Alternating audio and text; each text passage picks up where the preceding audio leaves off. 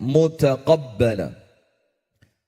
اللهم أنت ربي لا إله إلا أنت خلقتني وأنا عبدك وأنا على عهدك ووعدك ما استطعت. أعوذ بك من شر ما صنعت. أبوء لك بنعمتك علي وأبوء بذنبي فاغفر لي. غفر الذنوب إلا أنت. اللهم علمنا ما ينفعنا وانفعنا بما علمتنا وزدنا علما وهدى وتوفيقا آمين يا رب العالمين. Amma ba'du.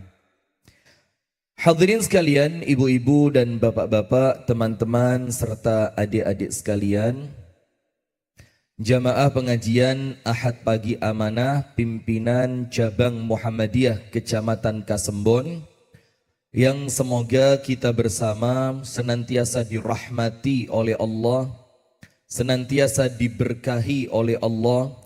Setiap kesalahan, khilaf dan dosa kita senantiasa mendapatkan ampunan dari Allah, dan setiap amal kebaikan kita senantiasa diterima oleh Allah menjadi ibadah maqbulah. Amin ya rabbal alamin. Alhamdulillah, kita bersyukur kepada Allah. Alhamdulillah, karena Allah subhanahu wa ta'ala memberikan kepada kita kesempatan, memberikan kepada kita kemudahan untuk hadir di majelis yang semacam ini, dalam rangka mencari ilmu, dalam rangka mendatangkan kebaikan untuk akhirat kita, supaya kita ngerti bagaimana ibadah dengan benar, bagaimana mengibadahi Allah dengan cara yang diinginkan oleh Allah, dengan cara yang diajarkan di dalam syariat Islam melalui syariat Nabi besar Muhammad sallallahu alaihi wasallam. Karena panjenengan perhatikan, di dalam Islam ini ada dua pondasi fundamental yang besar. Yang pertama, kata Al-Imam An-Nawawi dalam kitab Sahih Muslim, penjelasannya Imam Nawawi mengatakan ada dua hadis pondasi mendasar agama Islam. Bu, enggak, yang belakang, yang belakang. Suara saya dengar, Bu? Dengar, coba jempolnya diangkat biar saya tahu kalau panjenengan dengar. Oh cocok, sampun, sampun, sampun. Nggih, berarti mireng panjenengan nggih. Pun tilem nggih, Bu? Nggih, mirengaken nggih. Nggih. Ada dua pondasi besar yang ini merupakan pondasi fundamental dalam agama Islam. Tujuannya apa? Dua pondasi ini agar Islam itu terjaga kemurniannya sampai insya Allah hari kiamat. Yaitu yang pertama, hadisnya Amirul Mukminin Umar ibnul Khattab radhiyallahu taala anhu, di mana Rasulullah bersabda sallallahu alaihi wasallam, innamal a'malu binniyat. Setiap amalan itu ada niatannya. Wa innama likulli imri'in ma nawa. Dan setiap orang hanya mendapatkan balasan dari amalannya tergantung niate opo.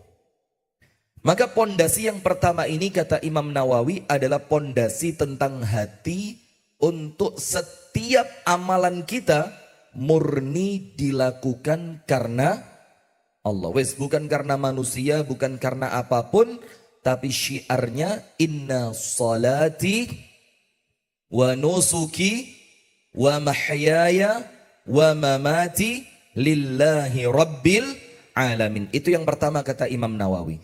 Jadi urusan hati untuk noto niate masing-masing. Karena setiap amalan, sebaik apapun amalannya, solati khusyuk, tumakninah, yang dibaca juga surat-surat yang tidak pendek, rukuknya sempurna, sujudnya sempurna. Tapi ternyata niatannya tidak ikhlas karena Allah. Diterima nopo mboten bu? Nah eman mboten? Eman. Maka nomor satu, niatan senantiasa dijaga. Itu pondasi pertama yang menjadikan Islam tetap eksis murni sampai nanti terakhir pada hari kiamat. Yang kedua, kata Al-Imam An-Nawawi, yaitu hadisnya Ibunda Aisyah radhiyallahu taala anha, di mana Ibunda Aisyah mengatakan Rasulullah sallallahu alaihi wasallam bersabda, "Man 'amila 'amalan laisa 'alaihi amruna fahuwa raddun." Barang siapa melakukan suatu amalan yang ternyata amalannya itu tidak pernah dicontohkan oleh Kanjeng Nabi, mboten nate dilampahi Kanjeng Nabi, di mana amalannya itu tidak diajarkan di dalam syariatnya Nabi Muhammad. Amalan itu adalah amalan yang tidak ada landasan pondasi dalilnya di dalam syariat. Pripun nasibe amalan itu? Fahuwa raddun au mardudun. Maka amalan itu masiyota ikhlase luar biasa, top ikhlas. Ini dilakukan hanya karena Allah, tapi ternyata amalan itu boten enten petunjuknya saking Nabi Muhammad. Maka amalan itu tertolak. Faham bu? Jadi agama Islam ini akan terus menjadi baik kalau ilmu tentang perkara dua ini disampaikan dengan cara yang baik pula. Noto niat dan noto amalan. Niatannya hanya karena Allah, amalannya hanya mencontoh amalan Nabi besar Muhammad sallallahu alaihi wasallam. Baik jamaah sekalian yang dirahmati oleh Allah Subhanahu wa taala, di maju sini, maju kosong. Lewat sebelah sana, lewat muter. Lewat dapur, seret. Lewat dapur ya, lewat dapur. Terlambat, Pak. Dan bukan kali ini tok segawel. Malah lek tekone gak telat malah oknum itu. Artinya keumumannya memang telat. Sudah, kita lanjutkan. Sekarang ibu-ibu sekalian, jamaah yang dirahmati oleh Allah, kita mau berbicara ibadah penting mendasar, yang ibadah ini merupakan ibadah unggulan yang nomor 2. Yang pertama kemarin, bulan lalu kita ngomong tentang apa? Sholat. Sampun sholat dereng. Seket nembe bulan lalu. Atau sudah lama? Masya Allah. Nah sekarang kita masuk ibadah yang kedua. Yang ini ibadah penting jangan sampai ditinggal, yaitu qiraatul Quran. Membaca Al-Quran. Atau dengan bahasa yang lain, tilawatul Quran. Nah maka membaca Al-Quran ini jamaah adalah ibadah yang penting dalam agama Islam. Karena disampaikan, man lam yaqra'il Quran fahuwa aqta'. Ini bukan hadis. Ini ucapannya para ulama. Karena khawatir, pokok titik-titik le bahasa Arab dikira hadis gitu sekarang. Maka harus dijelaskan. Disebutkan oleh para ulama termasuk dalam kitab At-Tibyan milik Al-Imam An-Nawawi. Man lam yaqra'il Quran, orang yang tidak mau membaca Al-Quran. Nah niki contohnya nggih kathah. Nggih. Lek kula kengken angkat tangan kabeh kira-kira. Man lam yaqra'il Quran, orang yang tidak membaca Al-Quran, fahuwa aqta' au abtar. Maka orang itu adalah orang yang dibilang aqta', terputus dari pertolongan Allah. Atau dalam ucapan yang lain, abtar. Abtar itu orangnya mandul. Yang dimaksud mandul bukan tidak bisa punya anak atau tidak punya anak laki-laki, nasabnya terputus, bukan. Tapi apa? Orang itu mandul, terputus dari kebaikan. Jadi orangnya hidup, wonge yo sik urip, awake yo sik sehat, pikirane yo sik waras napa wani? Pikirane nggih tasik waras, tapi mboten saged menghasilkan pahala kebaikan untuk akhiratnya. Maka dibilang orang yang tidak membaca Al-Quran, dialah orang yang terputus dari pertolongan Allah.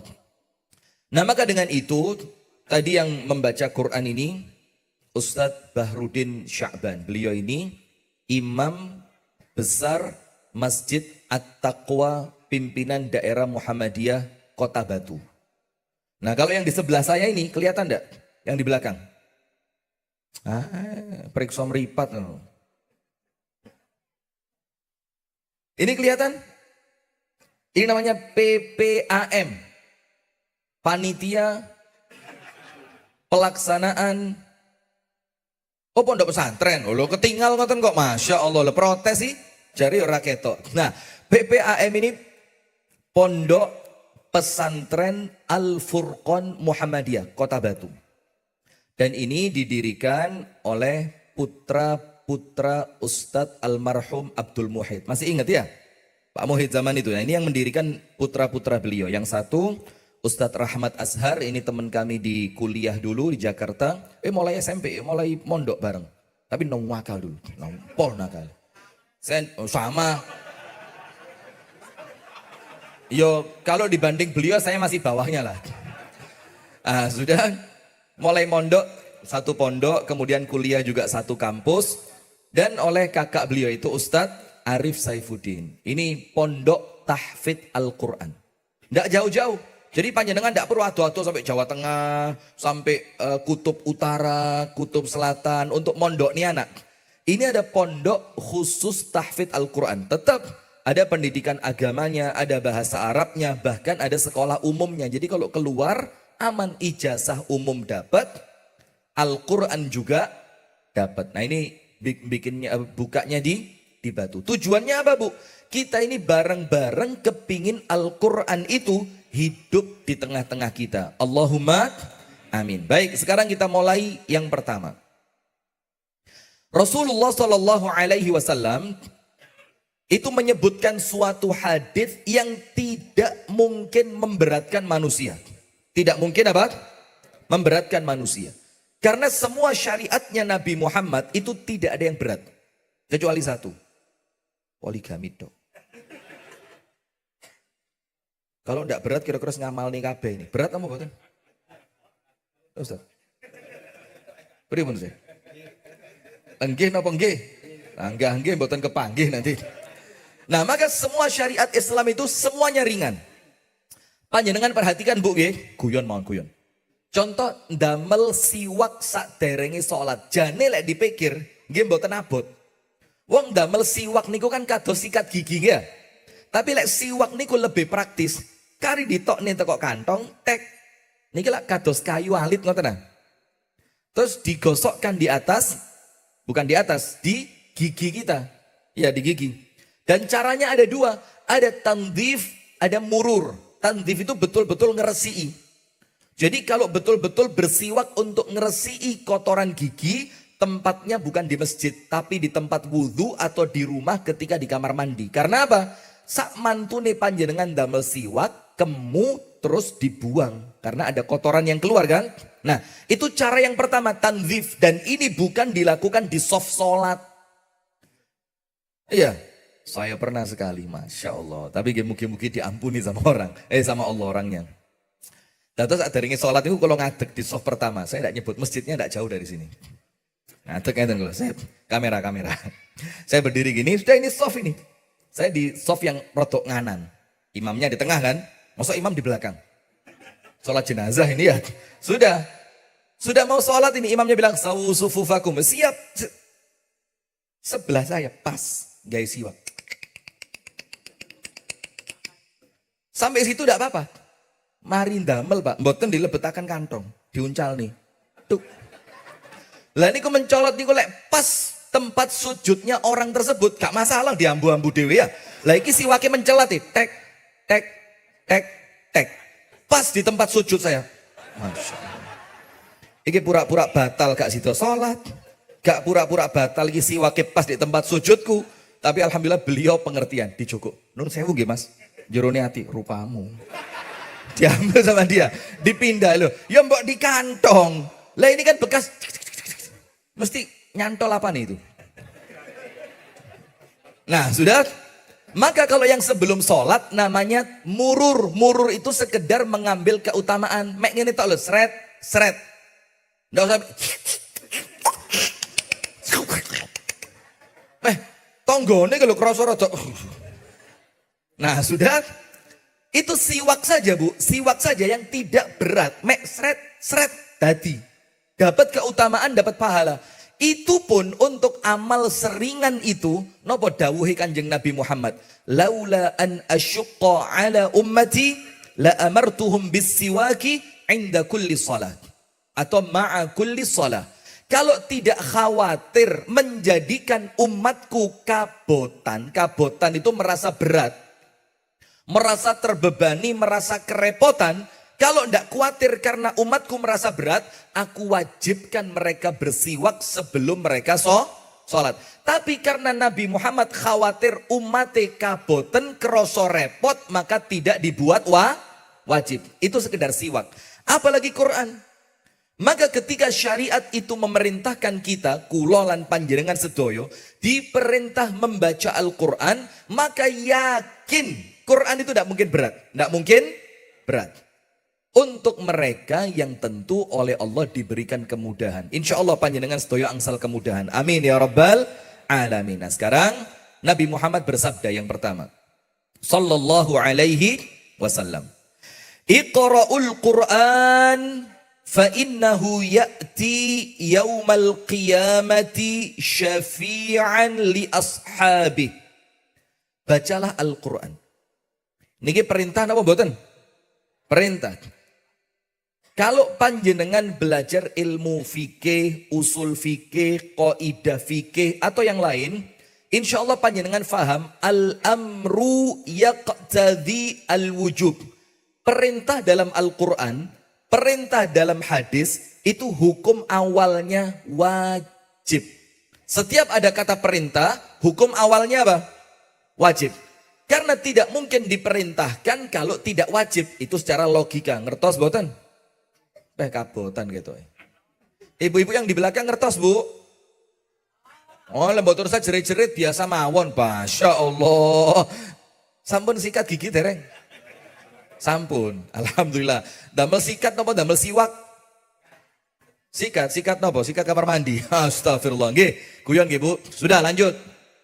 Maka dengan itu Nabi Muhammad mengatakan Iqra'ul Quran. Ini hukum awalnya wajib sampai ada dalil yang lain, ayat atau hadis yang lain yang menjadikan dari wajib turun menjadi sunnah. Menjadi sunnah. Tapi secara keumuman, secara keluasan hukum yang disampaikan oleh para ulama, membaca Quran itu tidak wajib tapi sunnah. Nah sudah. Tapi kenapa Nabi Muhammad mengatakan kepada kita semua diperintah iso gak iso ngajiyo. Iso gak iso ngajiyo. Itu saking pentingnya apa? Al-Quran ini. Nah maka enggak tahu ya, perlu bikin majelis-majelis Quran yang itu khusus besti-besti saja. Ngerti besti para wong kasembone. Besti itu apa? Temen akrab yang seumuran. Karena kalau nanti belajar ngaji ini gak seumuran, sing tuwek dinyek mbek sing nom tuwek ra iso ngaji. Mati lah wis lu Masya Allah ya. Maka cari Bu teman-teman akrab panjenengan, wis sampean gelem gak melok ngaji mbek aku? Teman akrab. Yang panjenengan itu lek konangan boten saged ngaji, boten izin. Karena teman mulai kecil. Sudah kumpul-kumpul manggil satu guru ngaji. Atau kalau mau mondok 3 bulan di PPAM. Ada program 3 bulan Ustaz. Insya Allah pesantren kilat nanti ya. Khusus warga Kasembon tok. Dibiayai oleh Bapak DRH Sriwandoyo. Begitu Pak ya. Nanti kita mobil sekolah itu diberangkatkan ke pondok pesantren Al-Furqan Muhammadiyah. Ini daurah Al-Quran 3 bulan. Kersa mboten? Lah kerjane pripun? Serasa kerja saya. Sudah? Maka Rasulullah bersabda, saking pentingnya Quran ini, semuanya disuruh ngaji. Iqra'ul Quran, bacalah Al-Quran. Ya Nabi, Kanjeng Nabi, kula niki mboten ngertos alif fathah, i, alif dhamma, a, alif kasroh. Gak ngerti, sampai kuolak walik. Alif fathah gak ngerti, alif dhamma gak ngerti, alif kasroh gak ngerti. Apa kata Nabi Muhammad? Iqra'ul Quran, tetap baca Quran. Ini bukan Kanjeng Nabi makso panjenengan supaya panjenengan kerepotan, boten. Ini Kanjeng Nabi dalam tanda kutip rodok makso, tujuannya apa? agar semua umatnya Nabi Muhammad kecipratan barokai Al-Quran. Sekarang ya Rasul, kula niki mboten lancar, mboten saged ngaji. Terus bagaimana? Rasulullah mengatakan begini, man qara'al Qur'ana wa huwa mahirun bihi ma'as safaratil kiramil bararah. Orang yang sregep ngaji, ini bukan pinter tapi gak gelem ngaji. Pekpo itu apa? Podoai. Ini orang pinter ngaji lan sregep ngaji, pinter sregep. Orang yang mau membaca Al-Quran dalam keadaan bacaannya itu lancar, pinter, panjang pendeknya sempurna, tajwidnya sempurna, makharijul hurufnya sempurna, wapi wacana nih. Seperti siapa? Ustadz Bahrudin tadi. Mudah-mudahan sama Allah semua amalannya diterima. Amin. Sudah? Apa yang terjadi? Ma'as safaratil kiramil barara. Nanti mulai kuburan, bangkit di hari kiamat, sampai menjelang masuk ke dalam surga, itu dikancani malaikat.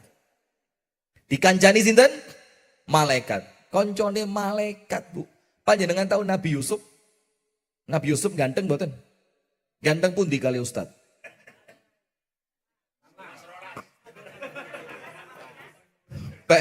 Lek banding nih kok antara langit dan sumur ini ya.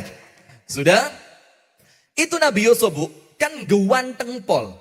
Panjenengan lihat dalam surat Yusuf, malaikat itu digambarkan gantengnya model-model Nabi Yusuf itu.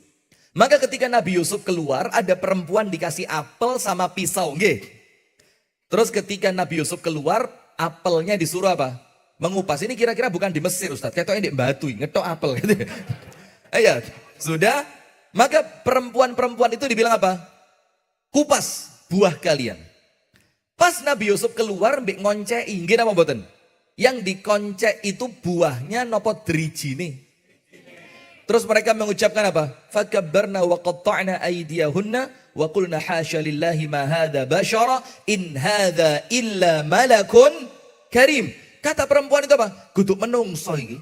Asli guduk menungso iki. Nabi Yusuf yang sedang lewat itu mereka bilang apa? Ini seperti malaikat-malaikat Allah yang mulia. Berarti pensifatan malaikat itu, Bu, sesuatu yang indah, wangi, ganteng, nyeneng nih, ngelegak nih hati. Lek dijak ngobrol penak, lek kekancan sama yang semacam itu hati nih kerosok tenang. Nah, itulah orang yang pinter ngaji didampingi oleh malaikat. Dan malaikatnya bukan cuma satu. Ini kalimatnya jamak. Ngertos jamak? Sanes jimak loh, jamak. Jamak niku jumlahnya apa? Banyak. Ma'as safaratil kiramil barara. Allah kumpulkan bersama malaikat, bukan sembarang malaikat. Tapi malaikat itu kiram al barara, sing api-api, sing ganteng-ganteng, sing keren-keren. Karena malaikat itu ya ono sing medeni, Bu. Tunggali malaikat azab niku lak medeni ya. Maka rumah itu ada orang salah paham. Jare omah iki lek enek patunge malaikat ramelbu. Berarti lek bapakku kate mati tak kei patung di pinggir. Cek malaikati rawani melbu. Malah keliru. Itu yang tidak masuk itu malaikat rahmat. Malaikat yang membawa ketenangan. Malaikat yang membawa kebaikan. Kalau malaikat-malaikat yang baik tidak masuk, dileboni setan. Nah tapi kalau malaikat pencabut nyawa ya ora peduli. Ate patung jaran jingkrak ini ya. Tetap dicabut ya dicabut ya. Nah maka oleh Allah orang yang pinter ngaji ini nyemangati, Bu, supaya tetap kepingin belajar ngaji. Allah kumpulkan bareng malaikat-malaikat yang mulia. Jadi mulai meninggal itu, lu sampean sopo? Lu aku iki koncomu sampai kiamat. Lu sampean kok ngancani aku? Iyo, karena aku iki amalane sampean waktu sampean dek donya biyen. Dan yang paling depan yang menemani itu malaikat perwujudan Al-Quran. Sudah? Itu yang lancar. Angkat tangan yang lancar, angkat tangan. Angkat tangan yang lancar. Kuatir dites nopo pripun? Sudah, itu yang lancar. Enggak usah khawatir. Wes penak-penak urip panjenengan. Syaratnya gelem maca Quran. Eman ilmu nilai panjenengan lancar tapi Quran ini mboten di waos. Nomor 2. Sekarang untuk model-model saya dan yang lain. Sing wacanane plegak. Apa? Plegak pelegu itu. Gratal, gratul. Kalau bahasa Inggrisnya terbata-bata. Terbata-bata itu botol. Botolnya akeh. Bacaannya itu terputus-putus. Mocone itu kayak wong keceguan. Ikon ngaji keceguan. Nah, walladzi yaqra'ul Qur'an, tapi orang yang semacam itu tetap gelem ngaji. Walaupun bacaannya dia tidak lancar, apalagi baru belajar. Walladzi yaqra'ul Qur'an wa huwa syaqqun 'alaih. Tapi pas maca niku, Bu, pas baca itu, bacaannya abot banget. Ojo sak jus. One day gak ngerti. Rada sing melo. Ini tidak ada one day one juice. Di sini one day 10 juice. Apa one day one juice? Lewat. Kalau one day one juice 1 hari 1 jus. Gak masuk Kasembon. Kasembon ini one day 10 juice. 1 hari 10 jus. Apukat, tomat, stroberi, jambu, apalagi mangga, melon, semangka. Nah, sudah. Tapi dia mau baca Quran, masih gak lancar. Wacana ini ku abot. Jangankan 1 juz, sak lembar mawon. Keringetan adem. Kayak serangan jantung gue. Nah, bacaannya berat, Bu. Tapi gelem moco. Wa yatata'ta'u fi. Dan dia itu ketika baca, Bu. Yatata'ta' itu artinya apa? Plegak, pelegu. Bacaannya itu tidak lancar. Apa Rasul katakan? Falahu ajrani. Orang yang semacam ini pahalane double. Misalkan Rasul mengatakan, la aqulu alif lam mim harfun walakin alifun harfun wa lamun harfun wa mimun harfun. Aku tidak mengatakan alif lam mim itu satu kata, enggak. Tapi aku mengatakan alif lam mim, alif huruf, lam 1 huruf, mim 1 huruf. Sehingga bacaan alif lam mim 3 huruf, setiap 1 hurufnya 10 kebaikan, berarti alif lam mim berapa kebaikan? 30. Matematika lancar nggih? Lek mboten lancar niki enten guru matematika Pak Amri. Tapi zaman biyen nyetolan. Masya Allah. Saya dulu kalau ujian matematika sama beliau, kalau dapat angka 0, karena beliau ini kan orangnya baik hati. Niku digambari cek mboten bosen nih. Niku enten meripate, enten nirunge. Insya Allah Pak Amri masih ingat itu. Tapi saya tidak pernah 0. Saya dulu ya paling 0-nya 2, depannya ada angka 1. Murid pinter. Sudah. Maka untuk orang yang bacaannya terbata-bata, ganjarannya double. Tapi kalau lancar, misalkan gini, alif lam mim, dapat pahala berapa? 30. Lancar. Kalau tidak lancar, Allah kasih 2 kali lipat. Dados alif lam mim lancar 30, mboten lancar pinten? Panjenengan kersa swidak napa 30? Swidak napa 30? Banyak 60 loh, Bu. Nah, bukan itu maksudnya. Oh, lek ngono ora usah lancar-lancar yo.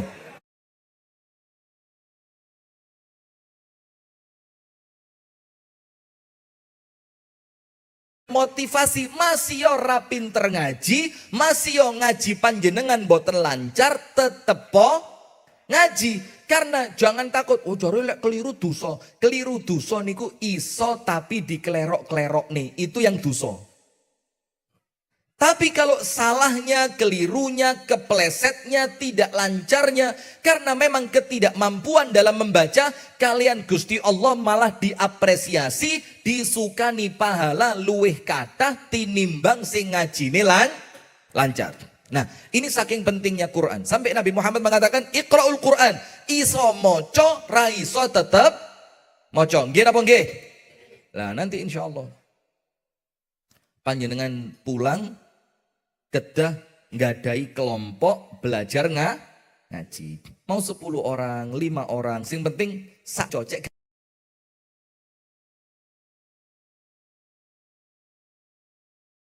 Iqra piro? Aku. Ya Iqra siji, siji. Lah kok podo? Nah sudah, akhirnya gak izin. Tapi kalau panjenengan satu kelompok sama orang yang gak kenal, Iqra pinten? Iqra, apa itu Iqra? Quran lah.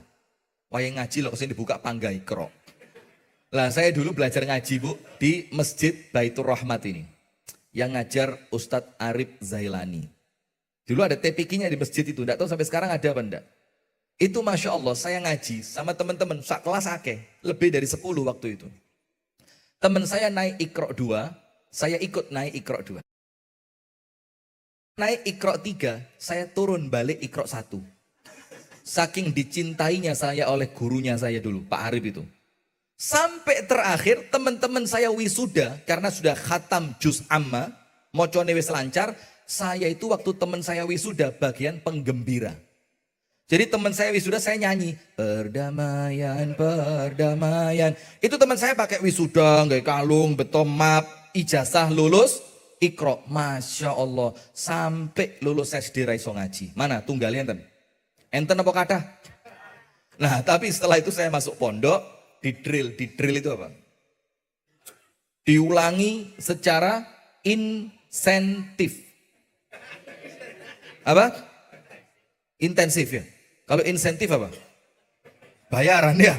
Nah diajari secara keliru mana kok? Intensif. Terus pagi, siang, malam ngaji. Pagi sampai alhamdulillah masih gak lancar tapi iso lah. Alhamdulillah. Nah maka dengan itu Nabi Muhammad mengatakan Iqra'ul Quran. Tetap baca Al-Quran.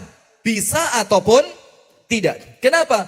Fa innahu ya'ti yaumal qiyamah syafi'an li ashabi. Karena pentingnya Al-Quran itu, Bu, ingkang ten nginggile pohon rambutan. Bu, tasik mireng. Bawah itu nginggil ke? Kalau nginggil? Ayo sudah. Ingkang ten ngandhapi rambutan. Bu, mireng ke? Mireng ke? Mboten usah mancing lho, ini enten iwak koi itu panjenengan pancingi mangke ya.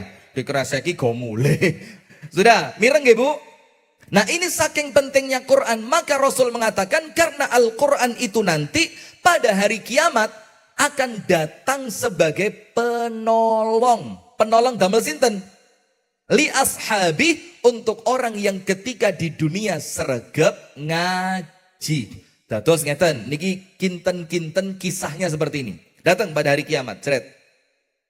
Ternyata ada satu orang, ini dari negeri Konoha, datang dia. Wis nggawa yang ngarepe Gusti Allah, ketoke bakal mlebu surga. Ditimbang amalane, ternyata lebih berat yang jelek dibanding yang baik. Apa yang terjadi? Subhanallah, akhirnya orang itu pantas sip, ketok palu, dok. Masya Allah, neraka. Langsung neraka, kaget dia, loh kok neraka? Ketika itu, ini kisah ceritanya, ya, sanes hadise, kira-kira gambarannya seperti ini. Deskripsi. Kurang khawatir panjenengan gak ngerti ya. Tapi lek bahasaku terlalu rendah, nanti dikira pemain YouTube ini, opo, raiso opo kok ngaji. Sudah, maka penggambarannya, digambarkan deskripsi itu datang, ternyata diputuskan masuk neraka. Maka tidak lama setelah itu sebelum dia masuk neraka, Quran itu datang. Dung, dung, dung, dung, dung. Maka Quran itu membela dia. Maka datang dia, ya Allah, kula niki Quran ya Allah. Ya, enten apa? Ngeten Gusti. Tiang niki rumiyin sregep pengaosan ten depot amanah PCMK Sembon. Terus dicek datanya, renek. Loh, rumiyin tasi enim Gusti, saat niki pun tau elek. Oh, ternyata apa? Dibilang sama Quran yang datang tadi, orang ini ya Allah, walaupun gak sepiro pinter ngaji, gak sepiro lancar ngajine, tapi orang ini sregep mesti ben mari maghrib, ben mari subuh, enek waktu longgar, enek waktu luang mesti ngaji.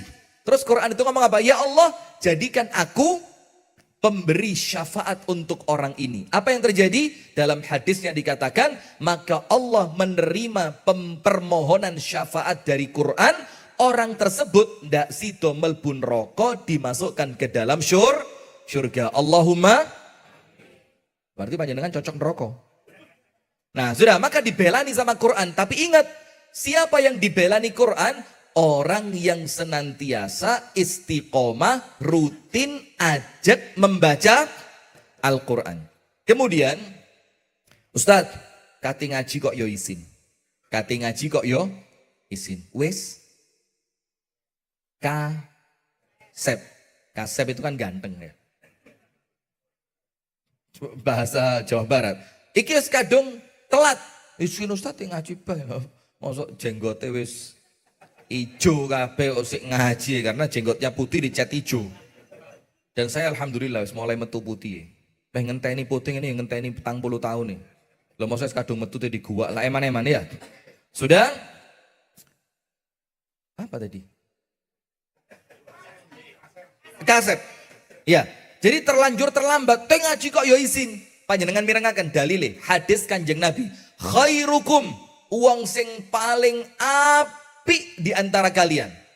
Jadi kebaikan itu Bu, untuk menjadi manusia terbaik itu potensinya pada banyak bidang. Jadi saged menjadi orang terbaik lewat pintu sedekah. Saged mboten? Ra iso ngaji tapi wonge loman. Iki ra iso ngaji gak loman berarti. Iya. Ada yang lain. Orang ini masuk menjadi orang terbaik lewat pintu puasa.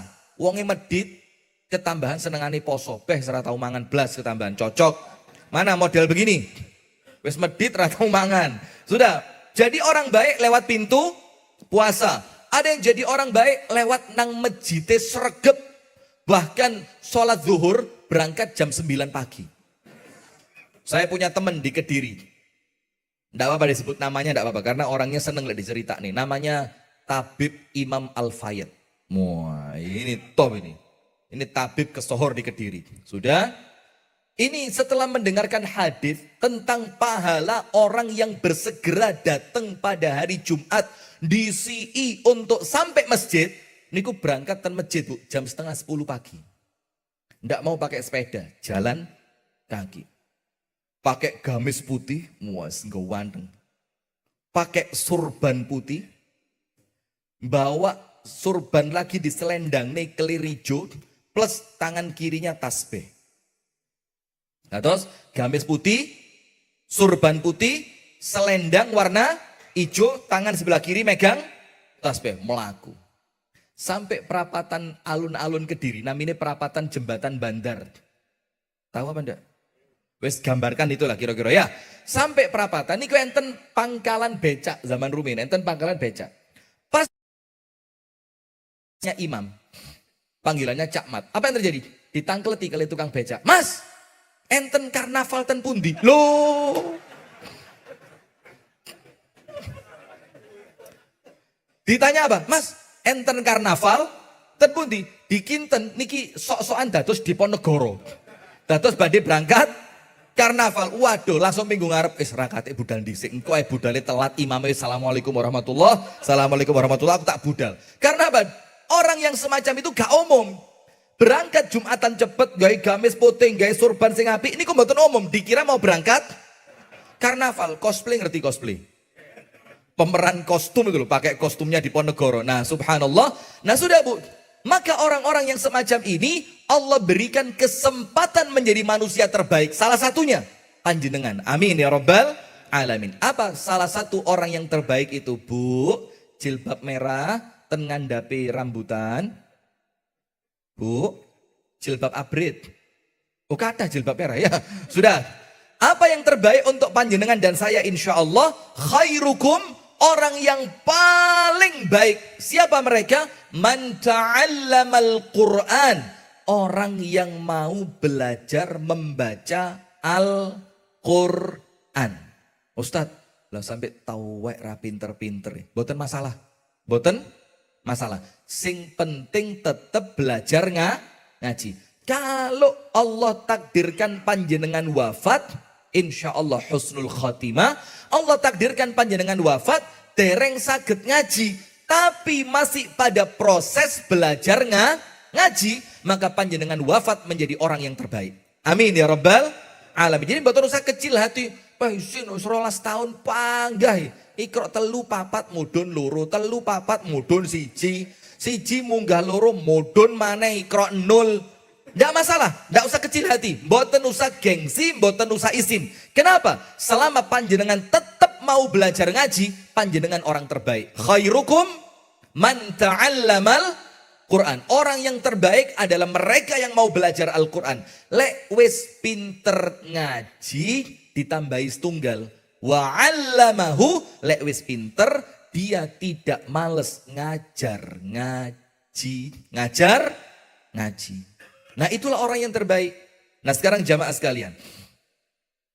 Ustadz, apa sih keutamaan Al-Quran yang lainnya? Sekarang panjenengan dengarkan. Anda nanti pulang, silakan dibuka di dalam Al-Quran. Allah Ta'ala menyebutkan mengenai perdagangan sing gak mungkin rugi. Perdagangan yang tidak mungkin rugi. Berarti panjenengan bisnis, jaminan mutu 100% mesti bati. Kersa mboten? Ayo panjenengan jualan beras, mesti bati? Ini husnudzon. Ini teorinya apa? Teori optimisnya motivator. Siapa kita? Penjual beras. Kalau bukan kita, kalau tidak sekarang. Nah, sudah. Namanya orang usaha dunia, Bu, ada peluang bati dan ada kemungkinan rugi. Nggih napa nggih? Ayo bikin properti, tuku tanah, dikapling, dibangun rumah, mesti payu kabeh? Mboten mesti. Wong kadang-kadang payu mek lurut, sisane ra payu kok. Iya apa ndak? Sampai ada pengusaha travel, saya ndak nyebut namanya ya, pengusaha travel. Karena jamaah yang daftar banyak, duwike wakeh, diputer. Uangnya jamaah itu diputer. Dibelikan tanah, dibangun rumah, dijual. Pertama lancar. Suwe-suwe omai rapayu sampai terakhir masuk penjara. Karena apa? Uang yang dianggap bakal diputer untuk bisnis properti, lah kok gak balik. Jamaah yang terlanjur nitip uang untuk berangkat umroh, rasido budal. Orangnya sekarang masuk penjara. Itulah bisnis dunia. Tapi kalau panjenengan mau bisnis yang bisnisnya gak tahu rugi blas, yaitu bisnis apa? Moco Al-Quran. Gak mungkin rugi. Panjenengan pasti bati. Silakan nanti dibuka pada surah Fatir. Surat napa? Surat napa? Lah kok petir? Fatir. Surat napa, Pak? Bu, ngandhapi rambutan. Surat napa, Bu? Masya Allah. Jamaah kok pinter-pinter. Bulan depan panjenengan ceramah nggih? Lunggi? Saingan be ustad lah. Sudah, surah Fatir. Panjenengan tahu enggak, Bu? Diulang-ulang sambil guyon gini. Ini tujuannya biar masuk ke pikiran panjenengan. Dados panjenengan mangke wangsul, panjenengan boten lali. Amin ya rabbal alamin. Surat apa wau? Fatir. Ayat 29 sampai 30. Ayat 29 sampai berapa? 30. Allah berfirman, A'udzu billahi minasy syaithanir rajim.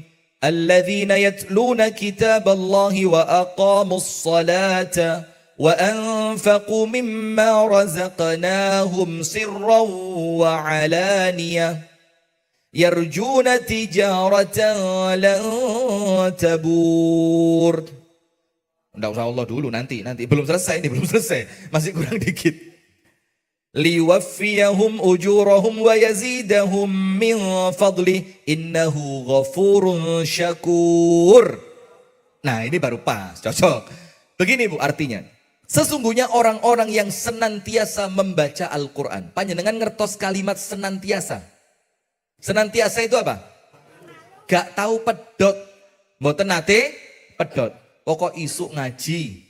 Rodo awan enek waktu ngaji maneh. Nanti sholat duhur sak mantune sholat kok mboten enten kerepotan, mboten enten umbahan sing kudu disetrika, kudu di PP, kudu dintas, panjenengan balik ngaji. Terus mangke sak derenge maghrib tasik dereng adzan panjenengan ten griya sampun siap berangkat maghriban. Alah mumpung durung adzan tak ngaji sik. Mangke ten masjid sak mantune maghrib panjenengan boten wangsul ngentosi adzan subuh. Isak nanggung heram. Ngentosi adzan 40 sampai 60 menit panjenengan balik ngaji, terus ngaji. Sesungguhnya orang-orang yang senantiasa membaca Al-Quran. Wa aqamus sholah. Lan sholate istiqomah. Sholatnya istiqomah. Dan mereka senantiasa menafkahkan infak sodakoh. Dari sebagian rezeki yang kami anugerahkan kepada mereka. Baik sodakoi terang-terangan ataupun sembunyi. Angsal, yang penting niatnya ikhlas. Dan mereka mengharapkan pahala dari Allah. Itulah perniagaan, perdagangan, jual beli yang tidak mungkin rugi. Pasti untung. Tujuannya apa?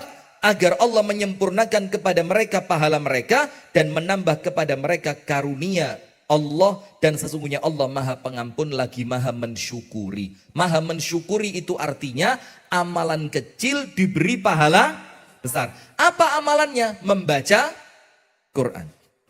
Termasuk, Bu, ada beberapa surat-surat pilihan. Sekarang nomor 1. Niki waktunya sudah habis, tapi insya Allah saya teruskan sampai jam 8:30. Mboten usah khawatir, panjenengan mboten melok jeri-jeri itu. Enggak, saya minta waktu tambahan 10 menit. Coba lihat, ada beberapa surat pilihan.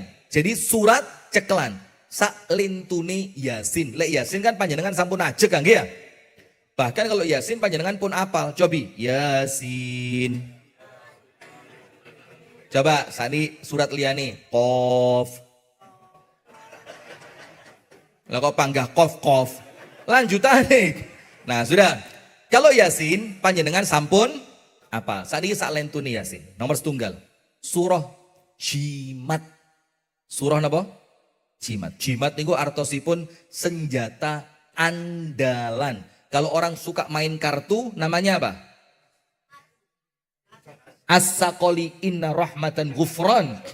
Masya Allah, ghufran mana? Sudah lanjut. Ini seperti kartu as. Jadi sekali panjenengan keluarkan musuh tepar. Musuhnya langsung geleng. Surat apa? Al-Mulk. Surat apa, Bu? Surat Al-Mulk di juz yang ke-32. Ngawur maneh. Juz pinten? 29. Panjenengan bika juz yang ke-29. Surat yang nomor 1 pas di juz 29. Yaitu surat Al-Mulk. Surat nopo namine? Tabarakalladzi biyadihil mulku wa huwa ala. Alah kok pun apal? Percuma dijak ngaji lek pun apal ngeten. Sudah. Apa keutamaan surah Al-Mulk? Rasulullah bersabda, "Inna fil Qur'ani." Di dalam Al-Qur'an ini, 30 ayat. Ada surat isine ayate mung 30. Berapa ayat? 30. Kemudian Nabi Muhammad mengatakan yang surat ini akan senantiasa memberikan syafaat kepada orang yang senantiasa membacanya hatta ghufira lahu, sampai terakhir dosanya dia oleh Allah diampuni karena surat ini, yaitu surat Al-Mulk. Dalam riwayat yang lain tentang surah Al-Mulk, surat Al-Mulk itu adalah surat munjiyah, penyelamat. Artinya apa?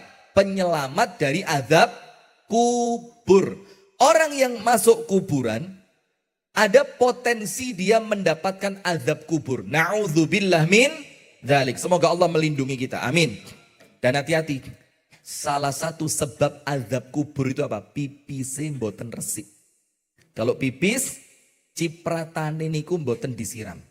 Kentole kecipratan, pupune kecipratan, lah melebet kamar mandi langsung gak cepet-cepet. Wah ini gitu. Maka saya kalau antri kamar mandi, terus yang di depan saya itu keluar kamar mandi gak sampai 1 menit. Wes karuan dimpet ae. Jelas najis kabeh, gak sampai 1 menit loh. Lah wong ngucure tok 45 detik. Iya, itu metune tok 45 detik itu. Lah terus cawike ngelepas celananya, waduh, na'udzubillah. Hati-hati, Bu. Maka kalau pipis harus bersih, nggih. Dilepas pelan-pelan, disiram yang bersih segala macam.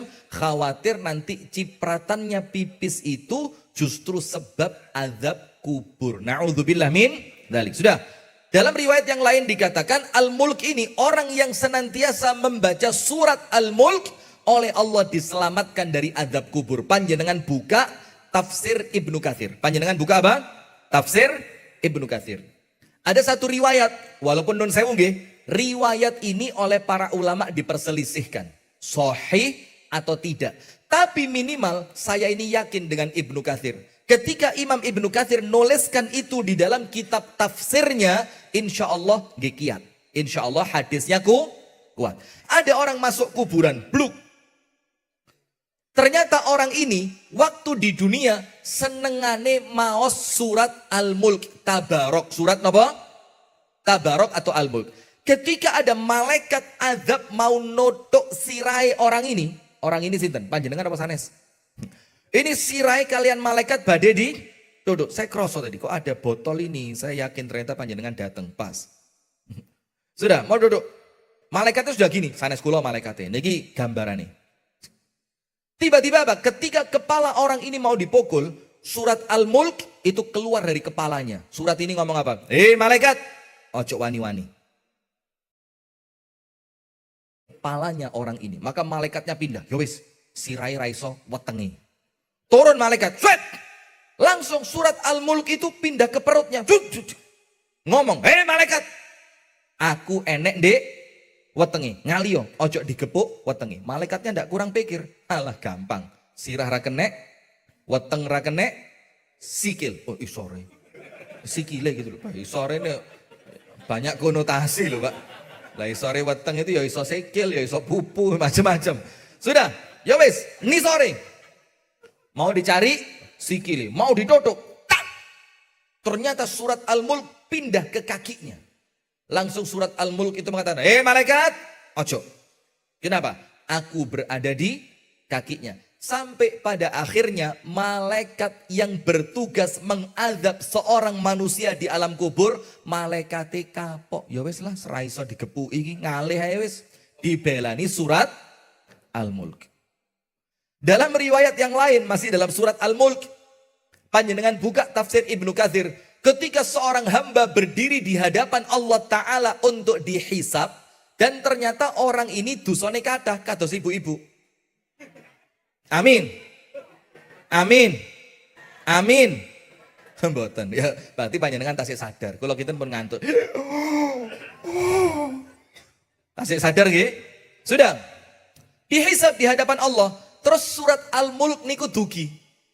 Datang ke hadapan Allah mengatakan, ya Allah, orang ini waktu di dunia ya Allah seneng moco aku. Terus Al-Mulk mengatakan apa?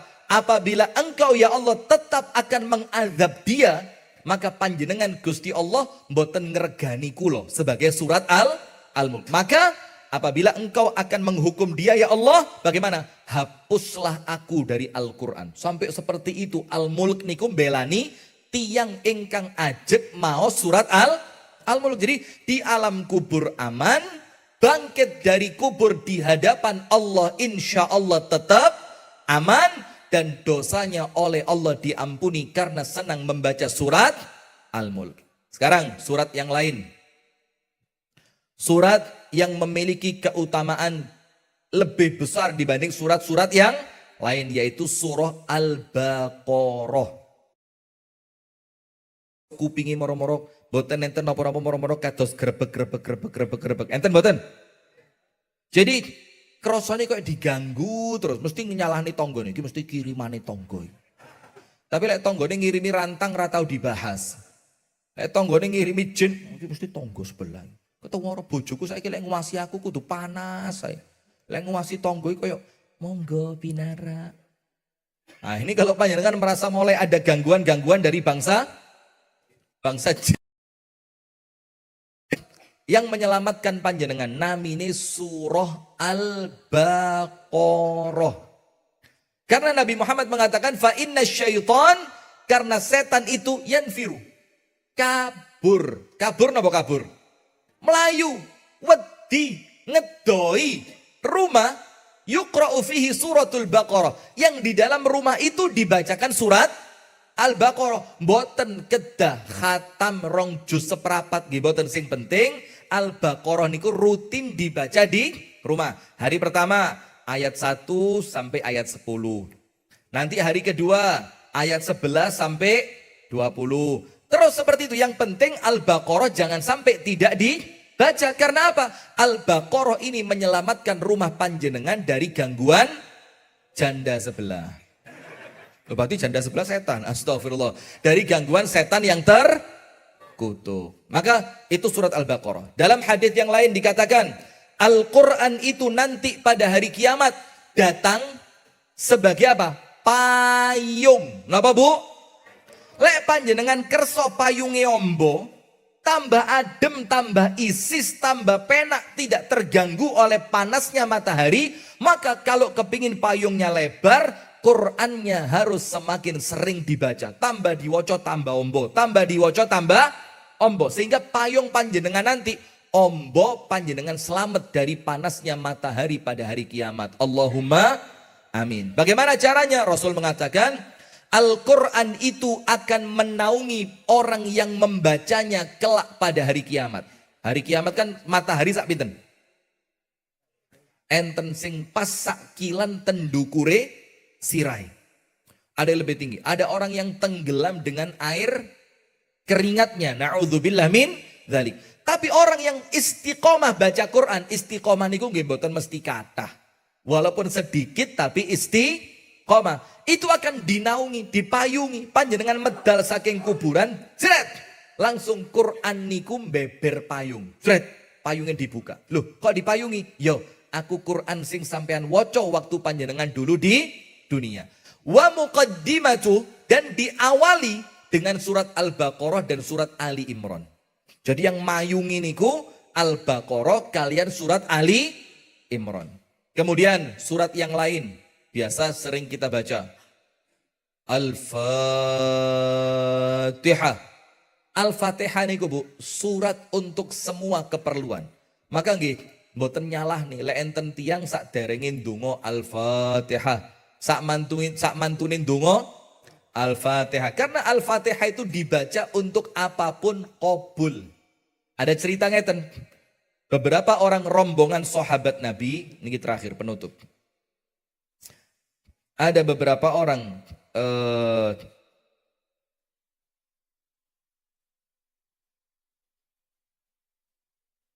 Masya Allah. Ada serombongan sahabat Nabi safar. Safar niku pripun, Bu? Mengadakan perjalanan. Ketika mereka safar, pas malam-malam itu, apa yang terjadi? Mereka cari tempat untuk istirahat. Maka mereka masuk di suatu kampung, minta untuk apa? Minta dikasih tempat untuk menginap. Ternyata orang kampung itu boten kerso. Moh, ngaliyo, sampean wong asing, aku wedi sampean mlebu kampungku malah ngerusak. Subhanallah, kata para sahabat Nabi, wes tala, aku tak nginep dek kene. Maka orang kampung punya syarat. Nopo syaratnya? Wes ngene. Iki Pak Kadesku, Kasembon Kades apa lurah? Lah, pripun? Kasembon Kades apa lurah? Ndak beda. Lek kutho Kades, lek desa lurah. Kualik. Sengaja memang. Pokok Ustadz terakhir untuk salah. Sudah. Maka dibilang, ini kepala suku saya sakit. Wes ngene ae. Lek sampean iso ngobati, tak kei hadiah nginep kene. Tapi lek sampean ra iso ngobati menesuk tak hukum situ-situ. Oke. Para sahabat Nabi maju, nginep di kampung itu, ketemu sama kepala suku, dilihat, waduh parah. Ternyata penyakitnya sudah parah. Sahabat Nabi tenang, gampang. Yang lain tolak-tolan, so tenan pora, tenang. Ra iso ngene lho iki. Alah beres-beres. Tenan pora, tenan Ustaz. Yakin. Apa itu? Itu kepala suku bu dalam hadis yang sahih diwacani suratul Fatihah. Tapi ingat, innamal a'malu binniyat. Ada amalannya bu, ada niatannya. Niatnya apa? Al-Fatihah dibaca sebagai obat. Dibacakan. A'udzubillahi minasyaitonirrajim. Jangan teriak-teriak loh, nanti kena diruqyah. Bismillahirrahmanirrahim. Dibaca Al-Fatihah. Alhamdulillahirabbil alamin sampai ghairil maghdubi alaihim waladdallin. Amin. Ya enggak pakai gitu, pokok dibaca nih. Sudah. Subhanallah, qadarullah, alhamdulillah.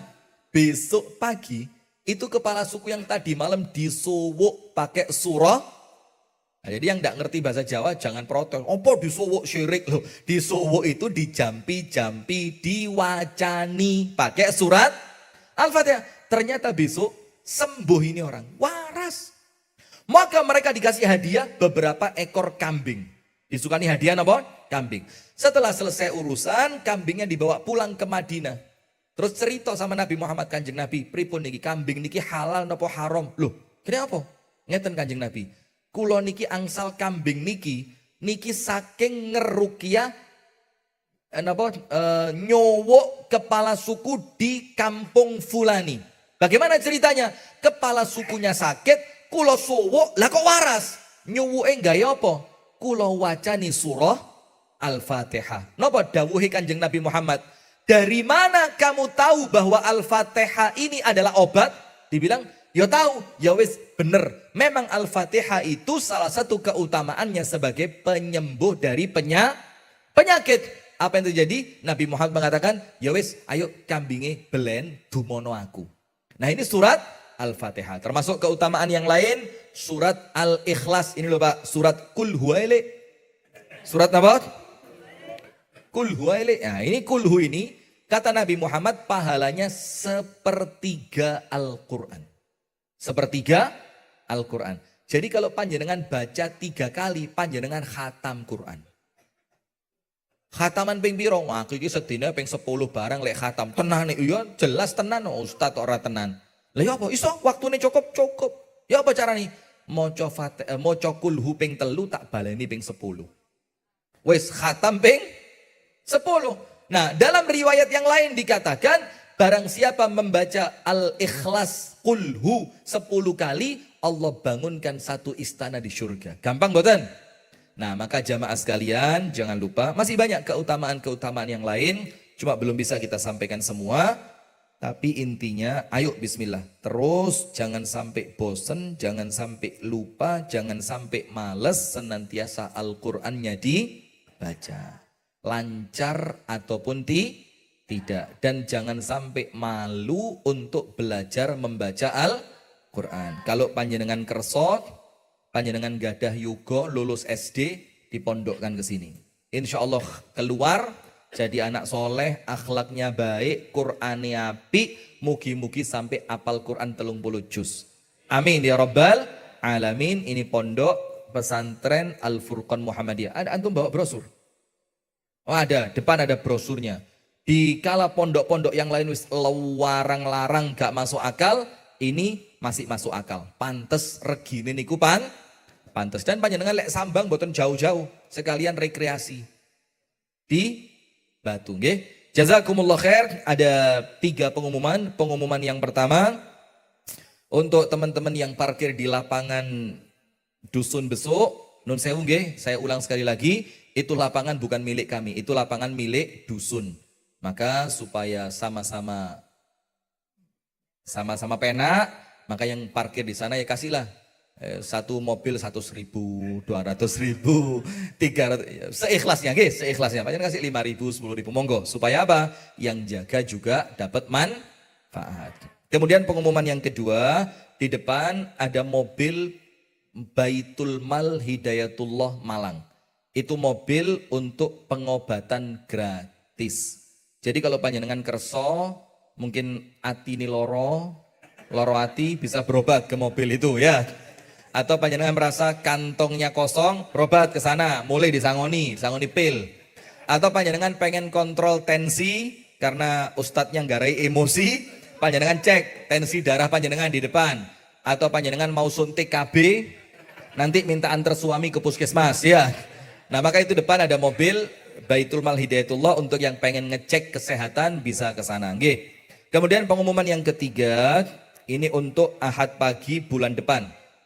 Yaitu Ahad pagi bulan Desember, insya Allah jatuh pada tanggal 28 Desember. Rawu maling nggih. Dan insya Allah nanti warungnya kita robohkan, wis pokok kayak jamaah kabeh. Insya Allah amin ya rabbal. Jangan amin. Jangan. Wis kasih doa amin ya. Pokoknya insya Allah mudah-mudahan tempatnya cukup. Kalau tidak cukup nanti kita carikan tempat yang lain. Barakallahu fikum, tanggal 28 Desember. Kemudian mulai bulan Desember, mulai tanggal 1 Desember, SD Muhammadiyah 4 Kasembon itu sudah membuka pendaftaran gelombang pertama. Dan kalau gelombang pertama nanti ada keistimewaannya. Apa keistimewaannya? Dijamin masuk. Bukan karena masuk SD, lek solate aja.